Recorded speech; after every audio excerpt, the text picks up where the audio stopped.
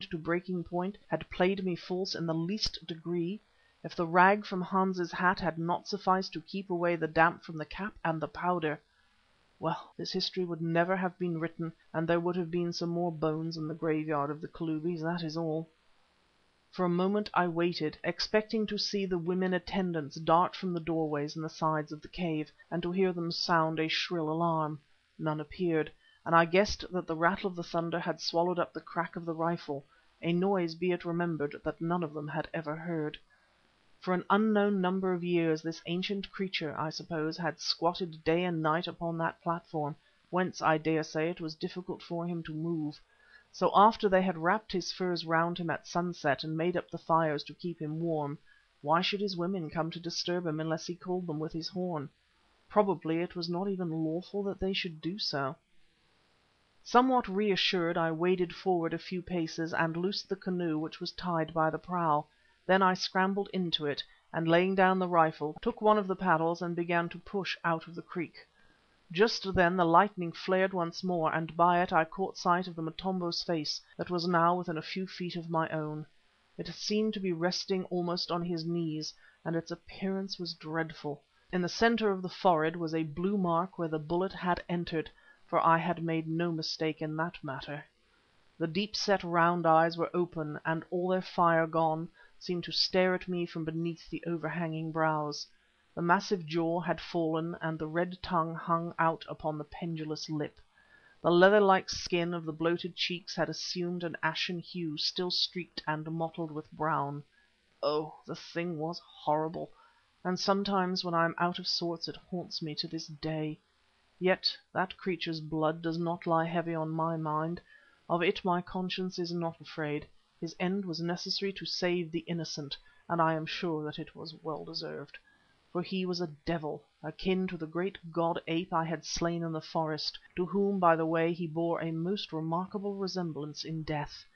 Indeed, if their heads had been laid side by side at a little distance, it would not have been easy to tell them apart with their projecting brows, beardless, retreating chins, and yellow tushes at the corners of the mouth.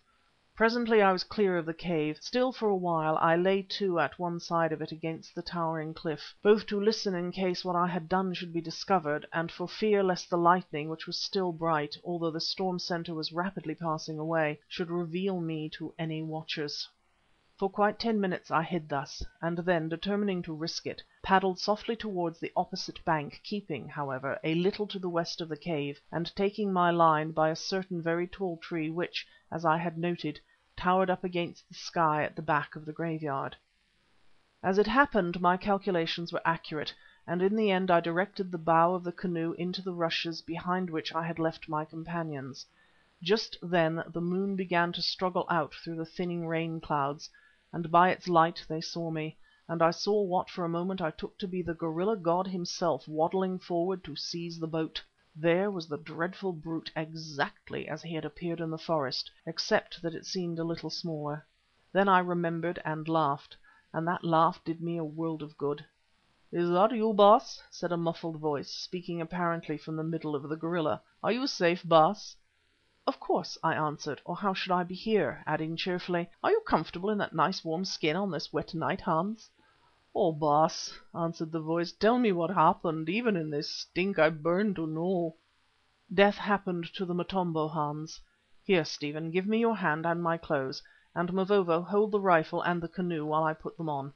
Then I landed and, stepping into the reeds, pulled off my wet shirt and pants, which I stuffed away into the big pockets of my shooting coat, for I did not want to lose them, and put on the dry things that, although scratchy, were quite good enough clothing in that warm climate. After this I treated myself to a good sup of brandy from the flask, and ate some food which I seemed to require. Then I told them the story, and, cutting short their demonstrations of wonder and admiration, bade them place the Holy Flower in the canoe and get in themselves. Next, with the help of Hans, who poked out his fingers through the skin of the gorilla's arms, I carefully reloaded the rifle, setting the last cap on the nipple. This done, I joined them in the canoe, taking my seat in the prow and bidding Brother John and Stephen paddle. Making a circuit to avoid observation as before, in a very short time we reached the mouth of the cave. I leant forward and peeped round the western wall of rock. Nobody seemed to be stirring. There the fires burned dimly, there the huddled shape of the Motombo still crouched upon the platform. Silently, silently we disembarked, and I formed our procession while the others looked askance at the horrible face of the dead Motombo. I headed it. Then came the Mother of the Flower, followed by Hans playing his part of the god of the forest, then Brother John and Stephen carrying the Holy Flower. After it walked Hope, while Mavovo brought up the rear. Near to one of the fires, as I had noted on our first passage of the cave, lay a pile of torches which I have already mentioned. We lit some of them, and at a sign from me Mavovo dragged the canoe back into its little dock and tied the cord to its post. Its appearance there, apparently undisturbed, might, I thought, make our crossing of the water seem even more mysterious. All this while I watched the doors and the sides of the cave, expecting every moment to see the women rush out, but none came. Perhaps they slept, or perhaps they were absent. I do not know to this day.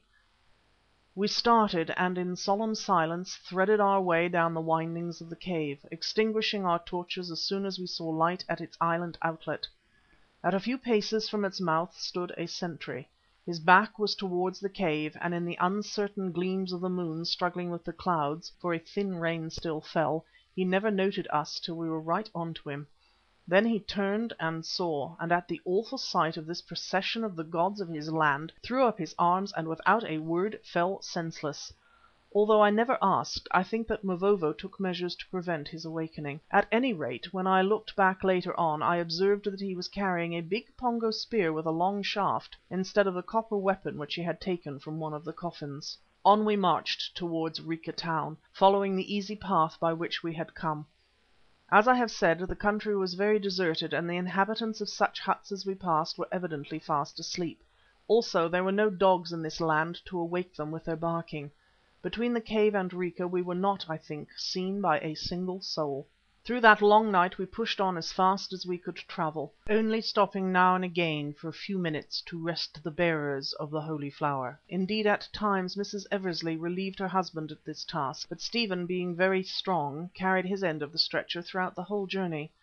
Hans, of course, was much oppressed by the great weight of the gorilla skin, which, although it had shrunk a good deal, remained as heavy as ever. But he was a tough old fellow, and on the whole got on better than might have been expected, though by the time we reached the town he was sometimes obliged to follow the example of the god itself and help himself forward with his hands, going on all fours as a gorilla generally does. We reached the broad, long street of Rica about half an hour before dawn, and proceeded down it till we were past the feast house, still quite unobserved, for as yet none were stirring on that wet morning. Indeed, it was not until we were within 100 yards of the harbour that a woman possessed of the virtue or vice of early rising, who had come from a hut to work in her garden, saw us and raised an awful piercing scream. "The gods!" she screamed. "The gods are leaving the land and taking the white men with them." Instantly there arose a hubbub in the houses. Heads were thrust out of the doors and people ran into the gardens, every one of whom began to yell till one might have thought that a massacre was in progress. But as yet no one came near us, for they were afraid. "Push on," I cried, "or all is lost." They answered nobly. Hans struggled forward on all fours, for he was nearly done and his hideous garment was choking him, while Stephen and Brother John, exhausted though they were with the weight of the great plant, actually broke into a feeble trot. We came to the harbour, and there, tied to the wharf, was the same canoe in which we had crossed to Pongo land. We sprang into it and cut the fastenings with my knife, having no time to untie them, and pushed off from the wharf. By now hundreds of people, among them many soldiers, were hard upon and indeed around us, but still they seemed too frightened to do anything. So far the inspiration of Hans' disguise had saved us. In the midst of them, by the light of the rising sun, I recognized Komba, who ran up, a great spear in his hand, and for a moment halted amazed. Then it was that the catastrophe happened which nearly cost us all our lives. Hans, who was in the stern of the canoe, began to faint from exhaustion, and in his efforts to obtain air, for the heat and stench of the skin were overpowering him, thrust his head out through the lacings of the hide beneath the reed-stuffed mask of the gorilla, which fell over languidly upon his shoulder. Komba saw his ugly little face and knew it again.